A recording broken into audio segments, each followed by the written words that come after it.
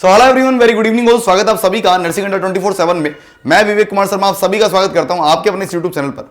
और जैसा कि आप लोगों को पता होगा, मैं आप लोगों के लिए हर बार कुछ अच्छी खबर लेकर आता हूं, जैसे कि फॉर्म एक्सेप्ट रिजेक्ट का बारे में सबसे पहले बताया, उसके अलावा एग्जाम कब हो सकती है उसके बारे में बताया, राजस्थान में कितनी वैकेंसी आने वाली है उसके बारे में बताया। लगातार आप देख रहे हैं, तो आज की खबर भी बहुत शानदार होने वाली है। आज हम लोग आपसे बात करने वाले हैं कि क्या 2019 का कट ऑफ था, पेपर एनालिसिस मतलब 2019 का पेपर कैसा था, क्या कट ऑफ थी उनकी, और इस बार कितनी कट ऑफ हो सकती है, और किस सब्जेक्ट से कितने एमसीक्यू आप लोगों को देखने को मिलने वाले हैं। चलिएगा सबसे पहले, और ये वीडियो को आपको जरूर देखना चाहिए लास्ट तक, क्योंकि वीडियो आपके बहुत काम आने वाली है। और अगर आपको वीडियो पसंद आए तो एक लाइक और कमेंट जरूर करिएगा, और साथ ही साथ चैनल को सब्सक्राइब जरूर कर लीजिएगा। देखिए क्या है इस वीडियो में, मैं आप लोगों को बताऊंगा पैरामेडिकल 2019 की कट ऑफ के बारे में बात करूंगा सबसे पहले तो आप लोगों के साथ। देखिए कि जैसे अगर बात करूं मैं, सबसे पहले अगर बात करूं मैं, यहां पर आप देखिएगा पैरामेडिकल कैटेगरी की बात करूंगा, अहमदाबाद रीजन से बात करूंगा। अहमदाबाद रीजन में जो स्टाफ नर्स की, जो कि हम लोग नर्सिंग सुपरिटेंडेंट है इस बार वैकेंसी, तो उसकी वैकेंसी, उसकी कट ऑफ जो थी 67.89 थी। मतलब 100 में से ना, टोटल 100 में से कितनी थी, 67 पॉइंट। और एससी की बात करूं 65, 63, 67 ओबीसी की, ईडब्ल्यूएस की 61। आप एक छोटा सा अंदाजा रखिएगा, मेरा याद रखिएगा ये बात मैं क्यों बता रहा हूं। तो स्टाफ नर्स की कट ऑफ कितनी थी, 67, ठीक है। उसके अलावा हम लोग बात करते हैं दूसरे क्षेत्र की बात करते हैं, जैसे, और डॉक्यूमेंट वेरिफिकेशन के लिए कितने में फाइनल हो गया, 70 पे, मतलब 3 नंबर बढ़ोतरी हो गई। मतलब 67 पे क्वालिफाई हो गए और 70 नंबर पर डॉक्यूमेंट वेरिफिकेशन भी हो गया भैया, ठीक है। चलो ठीक है, 70 पर। अब सेम बात करूंगा अजमेर की। देखो अजमेर में स्टाफ नर्स की बात करूं, अगर मैं अजमेर में स्टाफ नर्स की बात करूं तो यहां पर देख सकते हैं उसकी थोड़ी वैकेंसी हाई थी, मतलब वैकेंसी कम थी तो पोस्ट भी मतलब कट ऑफ भी ज्यादा हो गई, 73। और अगर डॉक्यूमेंट्स वेरिफिकेशन में बात करूं मैं, तो डॉक्यूमेंट वेरिफिकेशन में कितना हो गया, ये डॉक्यूमेंट वेरिफिकेशन में जब तक बढ़ा तो ये चला गया स्टाफ नर्स का 76, मतलब 3 नंबर बढ़ गए। समझ गए आप, 3 नंबर बढ़ गए। चलो आगे अगली बात करते हैं, इलाहाबाद की बात करता हूं। इलाहाबाद में देखो 3 रीजन में स्टाफ नर्स की 67, 66, 66 थी, ठीक है। डॉक्यूमेंट वेरिफिकेशन में कितना बढ़ गया, देखो डॉक्यूमेंट वेरिफिकेशन में बहुत ज्यादा बढ़ गया, 89 चला गया एक का, तो 69 और 70, मतलब काफी अंतर आ गया। इसी तरीके से आप देखोगे लास्ट तक तो हर रीजन का कट ऑफ आपको यहां पर दिखेगा। ये बात कर रहा हूं मैं 2019 की, जैसे बेंगलुरु का 67 आपको दिखेगा। हाँ, उसके अलावा मैं बात करूं भोपाल का कितना था, 66 था। उसके अलावा मैं बात करूं आप लोगों से भुवनेश्वर का कितना था, 68 था। उसके अलावा बात करूं मैं कि यहां पर किसका था नेक्स्ट, हाँ भुवनेश्वर के बाद भुवनेश्वर का था। उसके बाद हम लोग बात करें बिलासपुर का कितना था, 64। उसके बाद अगर बात करें हम लोग यहां पर चंडीगढ़ का कितना था, 70। उसके अलावा बात करें हम लोग आपसे यहां पर, मतलब हर चेन्नई का कितना था, 69। मतलब आपको यहां पूरी रीजन की दिखेगी। ये मैं पीडीएफ आपको डाल भी दूंगा, कहां पर, यूट्यूब पर या मैं टेलीग्राम पर इसको डलवा दूंगा आप लोगों को, ठीक है। गोरखपुर में देख लीजिए कितना था, गोरखपुर में 62। उसके अलावा आप लोगों से बात करूं मैं गुवाहाटी में कितना था, 62। उसके अलावा अगर बात करूं मैं यहां पर जम्मू में कितना था, 62। उसके अलावा बात करूं स्टाफ नर्स का यहां पर के अगर बात करूं मैं कोलकाता में कितना था, 65, ठीक है। इतना सब जगह, मतलब ओवरऑल अगर बात करूं मैं तो आप लोग एक बात देख पा रहे होंगे, जो टोटल कट ऑफ की बात करूं मैं, अगर टोटल कट ऑफ जो है वो 60 से 70 के बीच में आ रहा था टू क्वालिफाई करने के लिए 60 टू 70 के बीच में जो है वो आपको चाहिए था, ठीक है। और टू सेलेक्ट होने के लिए इसमें +3 टू लेकर +5 नंबर ऐड हो रहे थे। मतलब अगर मान लीजिए क्वालिफाई करने के लिए 60 है तो डॉक्यूमेंट वेरिफिकेशन के बाद, मतलब जो 2 गुना पास होंगे, मतलब 2 टाइम्स पास होंगे, और फिर 1 टाइम के लिए जो है वो +3 नंबर और चाहिए होते ज्यादा से ज्यादा ना। मतलब अगर कहीं की 62 थी तो लास्ट डॉक्यूमेंट वेरिफिकेशन में 65 तक जारी थी, अगर किसी की 65 थी तो लास्ट 69 तक जारी थी, ऐसा था, आपने देखा था।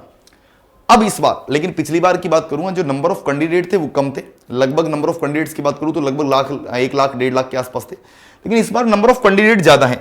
पहली बात तो इस बार नंबर ऑफ कैंडिडेट ज्यादा है, नंबर ऑफ कैंडिडेट ज्यादा है, ठीक है। मतलब ये जो नंबर ऑफ कैंडिडेट का जो पूरा सीक्वेंस निकल के आएगा, लगभग 3 लाख 4 लाख के आसपास निकल के आएगा। दूसरी बात, अगर इस बार देखा जाए तो इस बार प्रिपरेशन करने का मौका भी अच्छा मिलेगा, है ना। तो एक पेपर का हार्डनेस लेवल भी होगा, ठीक है। उसके अलावा बात करूं मैं, यहां पर लोगों को इस बार पैटर्न का पता है, एग्जाम के पैटर्न का पता है अच्छे से, एग्जाम पैटर्न अच्छे से पता है। तो इस बार थोड़ी कट ऑफ बढ़ेगी, इस बार कट ऑफ बढ़ेगी। और कितनी बढ़ेगी ये मान के चलिएगा, जहां आपको कट ऑफ पहले 60 दिखाई दे रही थी वो कट ऑफ अब की बार बढ़कर 70 चली जाएगी। मतलब मैं अगर एवरेज बात करूं, अगर एवरेज बात करूं हर रीजन की, तो ये मान के चलिएगा 70 से 85 तक भी जाने वाली है।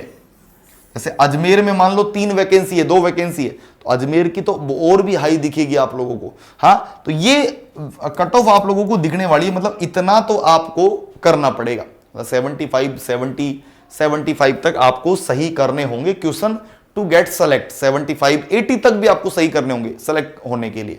उसके अलावा यहां पर ये मान के चलेगा इस बार पेपर का लेवल बहुत अच्छा आने वाला है। ऐसा नहीं कि पेपर, अगर सोचो किसी शिफ्ट में पेपर बहुत हार्ड आ गया और किसी में बहुत नॉर्मल आ गया, तो आप टेंशन नहीं लेना है कि सर उन वालों का ज्यादा सिलेक्शन हो जाएगा हमारा।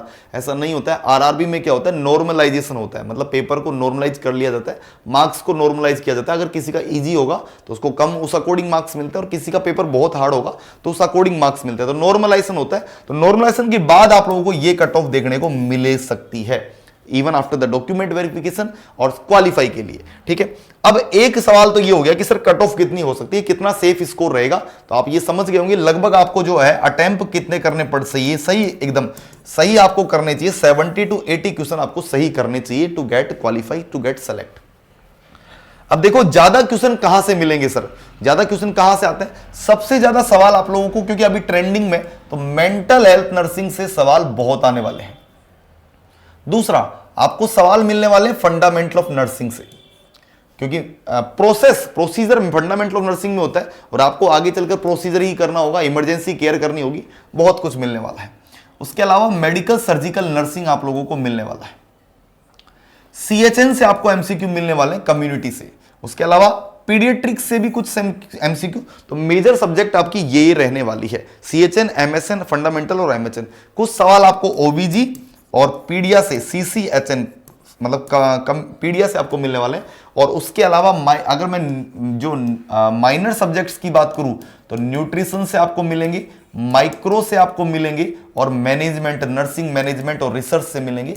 और उसके अलावा आप लोगों को नॉन नर्सिंग का तो पता ही, नॉन नर्सिंग में कहां से मिलने वाले हैं आप लोगों को, जीके, रीजनिंग, मैथ, और यहां से मिलने वाले हैं। तो ये मान के चलिएगा पेपर का लेवल बहुत अच्छा आने वाला है। इसके अलावा हम लोग बात करेंगे कि एक आपको किस तरीके से करना चाहिए। तो आपको डेली एमसीक्यू, ज्यादा से ज्यादा एमसीक्यू करने चाहिए। और अगले ये मान के चलिएगा अगर एग्जाम जनवरी लास्ट फरवरी में भी होता है, तो आपके पास अभी 60 दिन है। तो इन 60 डेज में आपको अपनी तैयारी को एकदम स्ट्रॉन्ग बना लेना है। और वो तैयारी को स्ट्रॉन्ग बनाने के लिए आप यहां देखेंगे अड्डा 24/7 पर एक शानदार बैच स्टार्ट हो रहा है 26 तारीख से। आप इस बैच को देख सकते हैं। यहां पर नर्सिंग पर क्लिक करेंगे, यहां पर आरआरबी स्टाफ नर्स पर क्लिक करेंगे, वंदे भारत पर क्लिक करेंगे, तो आप इस बैच में अभी जुड़ सकते हैं वाई नाउ पर। और ये केवल लगभग 2200 रुपए के आसपास आपको ये बैच मिलने वाला है। तो आप इस बैच में अभी जुड़ सकते हैं बाय यूजिंग कोड। कोड क्या लगाना है मैं आपको बता देता हूं, Y930 ये अप्लाई करेंगे कोड और आपको ये अमाउंट दिख जाएगा। तो आप इस बैच में अभी एनरोल हो सकते हैं। और मैंने जो बताया है परफेक्ट स्ट्रेटजी कि आपको कितने जो है सेफ स्कोर रहेगा, किस किस सब्जेक्ट से एमसीक्यू ज्यादा मिलने वाले, तो उन सब्जेक्ट पर कमांड बनाना चाहिए आपको। बैच में जुड़ सकते हैं, अच्छी तैयारी को बेहतरीन बना सकते हैं। और सिर्फ अगर आप इंतजार करते हैं तो इंतजार करने वाले को उतना ही मिलता है जितना एक मेहनत करने वाला छोड़ देता है। तो याद रखिएगा, एक मेहनत करने वाले, एक संघर्ष जो है आपको करना चाहिए अगले 60 दिनों तक। तो थैंक यू सो मच। उम्मीद आप लोगों को वीडियो पसंद आया होगा, आपको ये समझ में आ गया होगा कि हमको हमारी मंजिल कहाँ है, हमको कहाँ तक जाना है। 70-80 ये मान के चलिएगा ये एवरेज रहने वाला, इतना तो करना ही करना है। अगर आप 60-65 पर सिलेक्शन सोच रहे हैं तो मुश्किल है, नहीं होगा, है ना। तो उम्मीद आप लोग समझ गए होंगे। इस वीडियो को जरूर लाइक करें और साथ ही साथ कमेंट करके जरूर बताएं कैसा लगा आप लोगों को वीडियो। हम आपसे फिर मिलेंगे अगले नए वीडियो में नए टॉपिक के साथ। Till then bye bye, take care. मैं विवेक कुमार शर्मा आप सभी का धन्यवाद करता हूं। Thank you so much, all the very best.